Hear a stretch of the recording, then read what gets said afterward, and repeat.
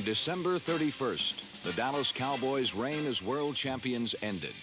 The decisive 26-3 loss to the Washington Redskins was a sobering end to this sweet and sour season. But the Dallas Cowboys had much to be proud of. They had worn their crown well and had upheld their tradition of excellence. Although nagged by injury since training camp and battered and battle-worn through 14 league games, they had fought the good fight in this season of challenge.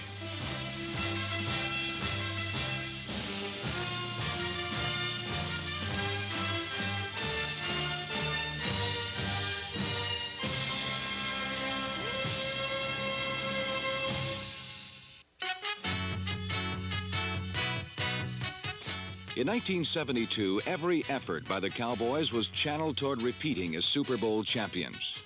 But there were some disturbing early omens for head coach Tom Landry. First, his all-pro defender Bob Lilly was hobbled by injury.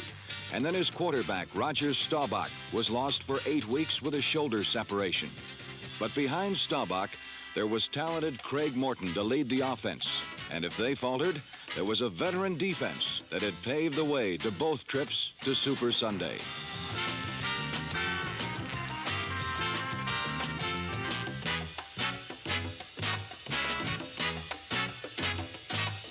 So with arms, legs, and bodies primed, Dallas began the 1972 season.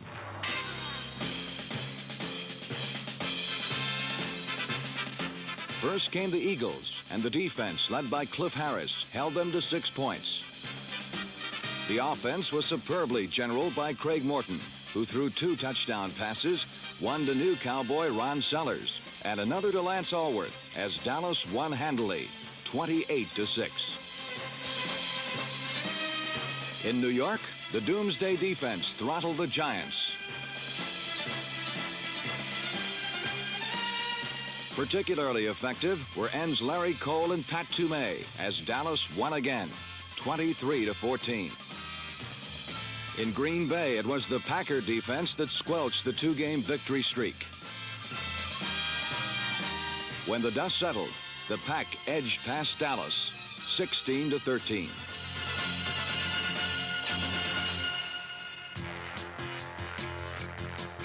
Against the Steelers, the Cowboys' defense took wing. Linebackers Chuck Howley and D.D. Lewis flew in on blitzes. And when Terry Bradshaw passed, Cornell Green soared high at the sidelines.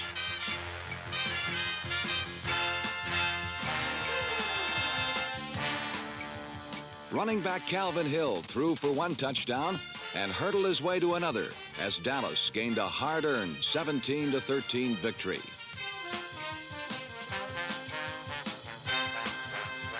Week number 5 brought a Sunday in Baltimore, and tackle Jethro Pugh was determined to dress every Colt in uniform number 75.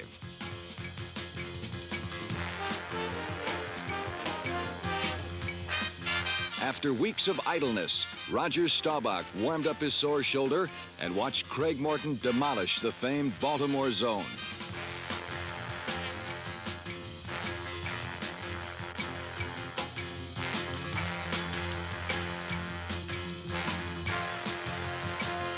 Victory number 4 was a 40-man win as Dallas shut out the Colts, 21-0.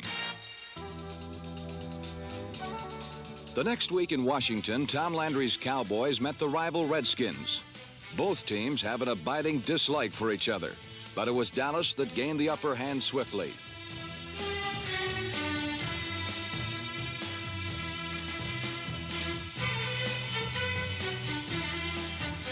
Twice the Cowboys attained 13-point leads, but twice the resilient Redskins rallied on the hands and legs of Larry Brown, number 43.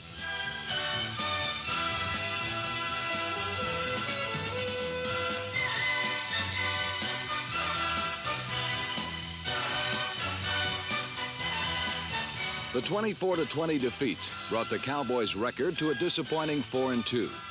But the loss could not dim the glow of many bright young bodies who would be Cowboys starters in the future. On defense, there was a tough linebacker named D.D. Lewis. And there was Tody Smith, number 85, a quick, strong, and very mean defensive end.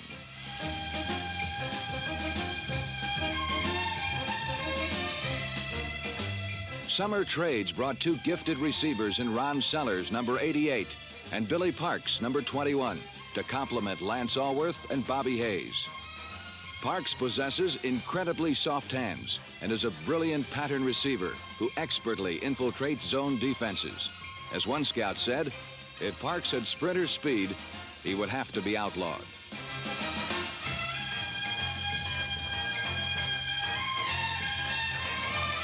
Sellers at 6'4" and 188 pounds is rail thin but lethal. A legitimate game breaker who caught 5 touchdowns in 1972. From the draft came punter Marv Bateman and baby-faced running back Robert Newhouse. Built like a bowling ball, Newhouse's style is a series of collisions, spins, and dives.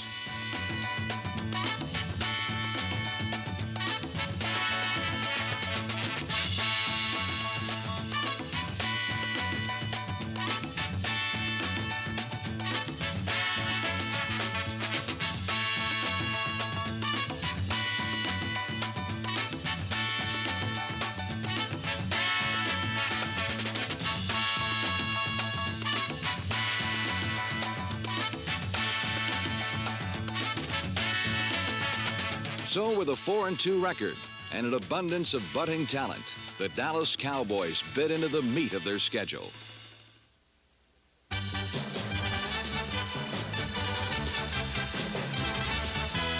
First came the Detroit Lions on Monday night, and Craig Morton sprayed touchdowns all over Texas Stadium.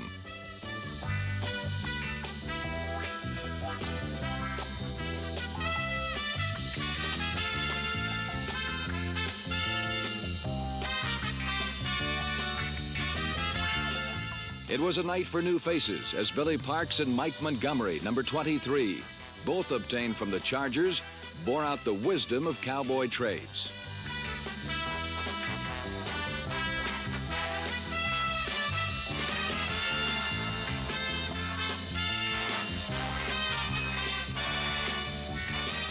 Montgomery pranced for 2 touchdowns, and Dallas won, 28-24. Montgomery returned home to San Diego the next week, and his recovery of a fumbled punt signaled a 34-28 victory.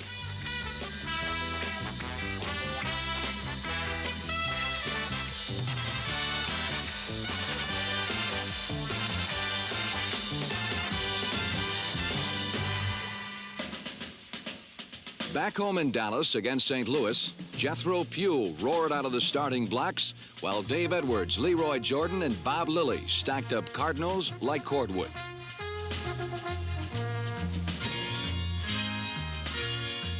Charlie Waters, number 41, a freshly minted cornerback, shored up the secondary and bolted to a touchdown.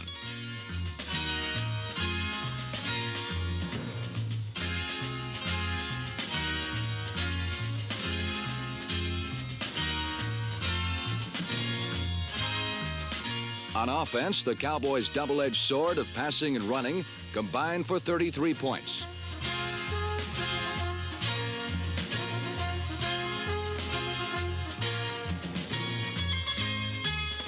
After 3 straight victories, Dallas won a trip to Philadelphia.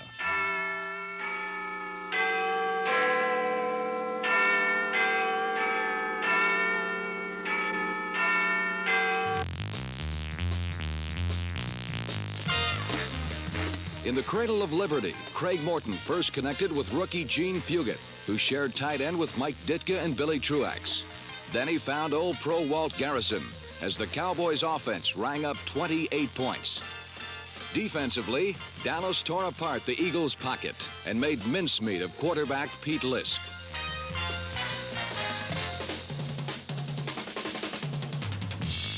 Hounded and harassed, Lisk responded feebly. 9 times the front 4 sacked him and his replacement, John Reeves.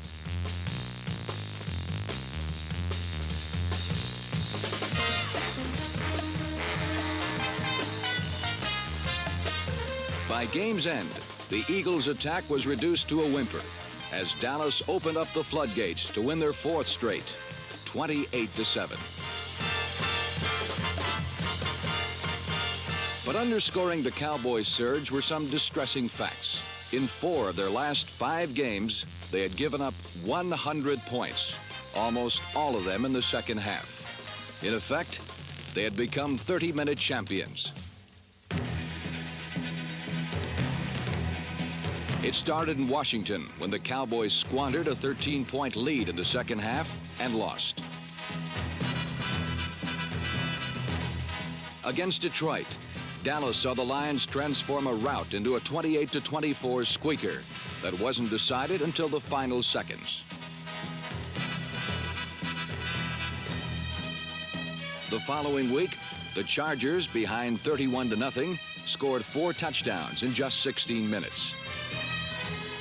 The St. Louis Cardinals trailed Dallas 17-0 until their bombs began to land in the second half of their 33-24 loss to the Cowboys.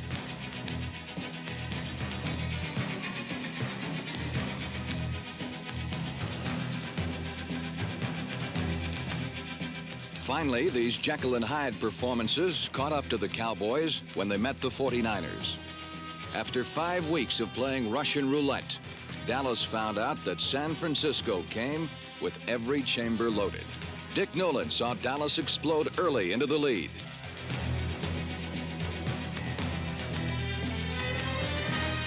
But in the second half, the Cowboys buckled and they were bludgeoned as San Francisco won 31-10.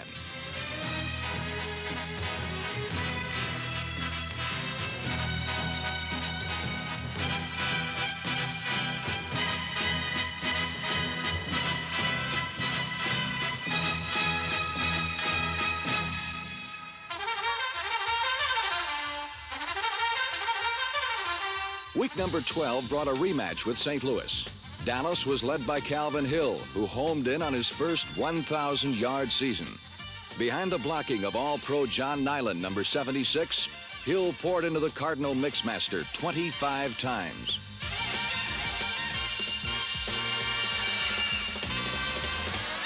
Behind All-Pro Rayfield Wright, Dave Manders, Ralph Neely, and Blaine Nye, Hill rushed 120 yards near those 1,000 yards.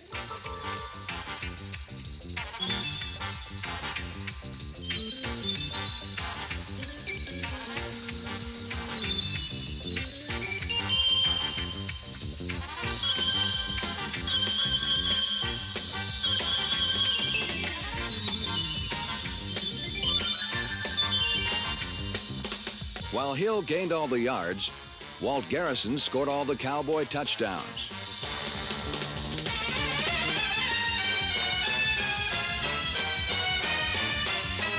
Three times, Garrison butted and squirmed across the St. Louis goal, and Dallas won 27-6.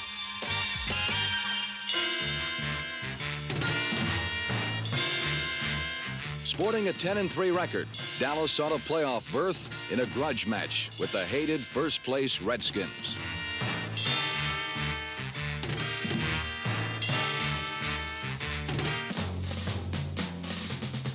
On defense, Chuck Howley came by air, while Leroy Jordan came by land.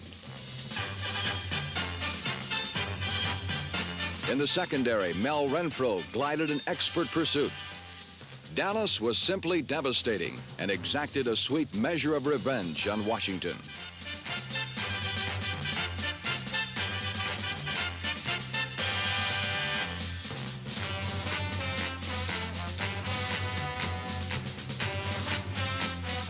Calvin Hill gained his 1,000 yards and scored the first 2 Cowboy touchdowns.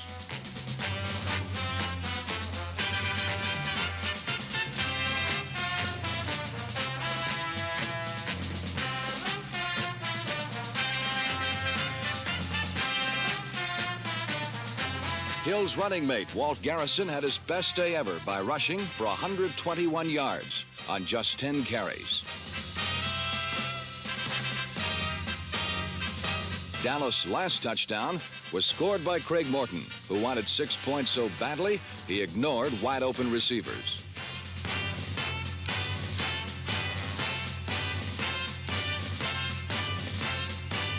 A victory with vengeance assured the Dallas Cowboys a playoff berth for the 7th straight year.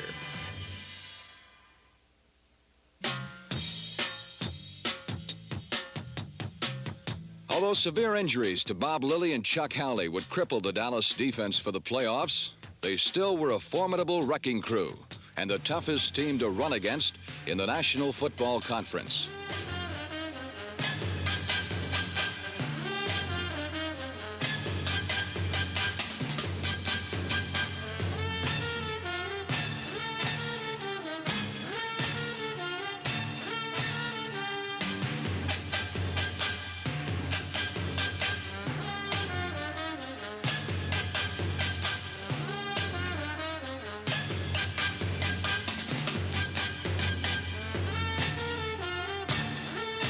With a familiar cast of veterans abetted by young players like D.D. Lewis, Bill Gregory, and John Babinez, the defense was a mighty partner with the Cowboy offense.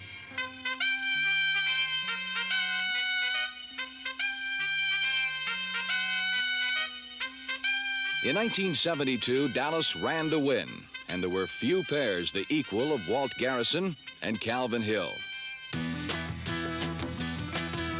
Hill gained 1,000 yards the hard way by time and again offering up his big body to the meat grinder, accumulating a few yards and a few more bruises at a time.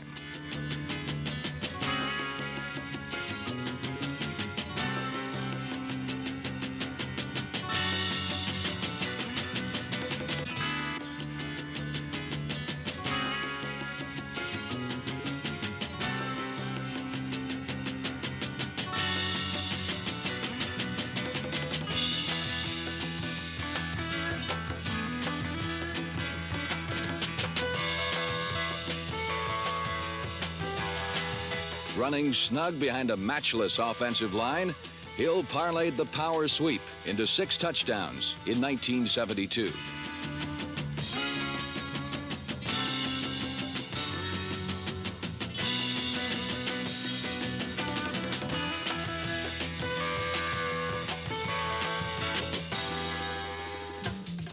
Side by side with Hill was Walt Garrison, who gained nearly 800 yards by never knowing how to quit. In all of pro football, there is no one guttier, no one who gives more to the game than this real-life cowboy.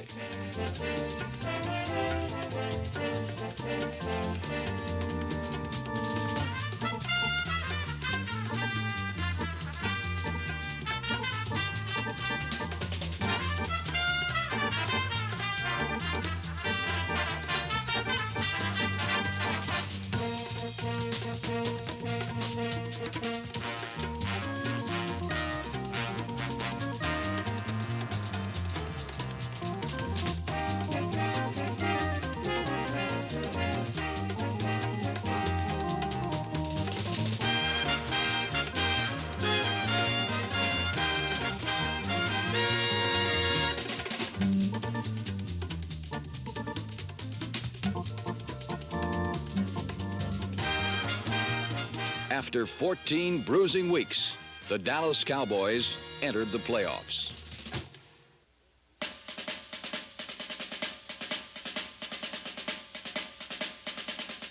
At Candlestick Park, Dallas met the 49ers, a team they had defeated the last 2 years for the NFC Championship.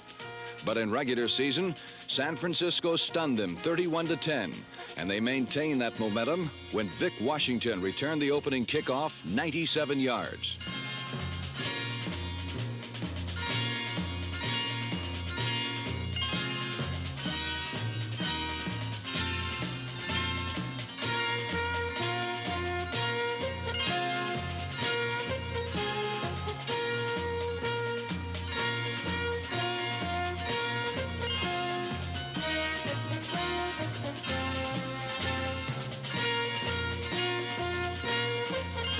The 49ers built up an early 15-point lead until Craig Morton's touchdown pass to Lance Alworth cut the margin to 21-13 at the half.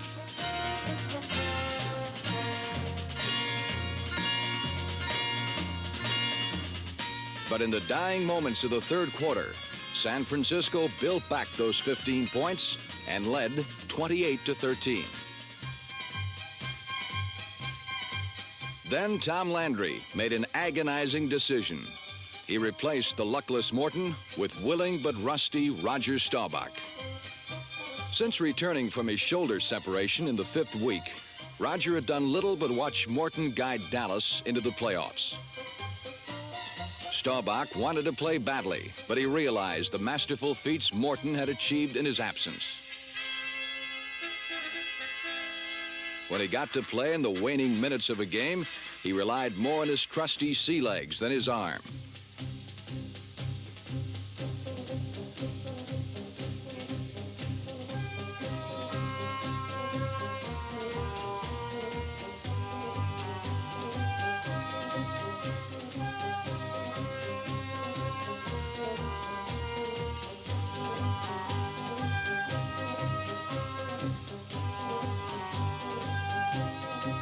At times, his throws were crisp, but many were woefully misguided.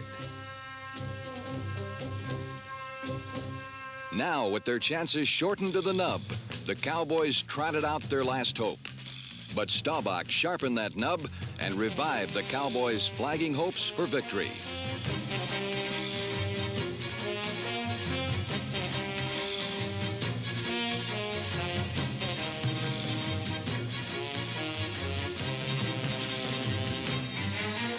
With 5 minutes gone in the last period, Staubach's generalship and Hill's 48-yard run set up a Tony Fritsch field goal that cut the lead to 28-16.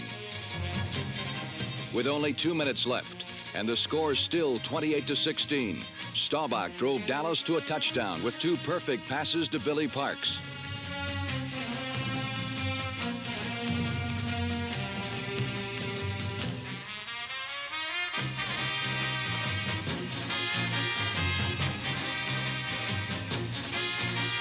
Now the score was 28-23, but with 80 seconds remaining, the Cowboys needed an onside kick. Tony Fritsch's behind-the-back kick bounced off Preston Riley and was covered by sure-handed Mel Renfro.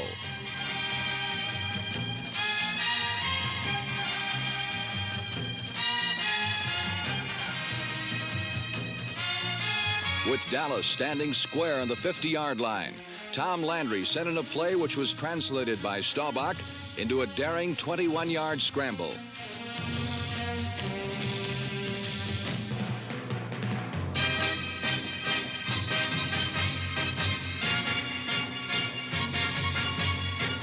The Cowboys had reached the 49er 29.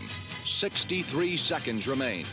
Both Staubach and Parks read the zone correctly, and Dallas was on the 10-yard line with 56 seconds left. After this amazing sequence of miracles, Roger reached back for one more and struck Ron Sellers dead in the hands with the winning touchdown.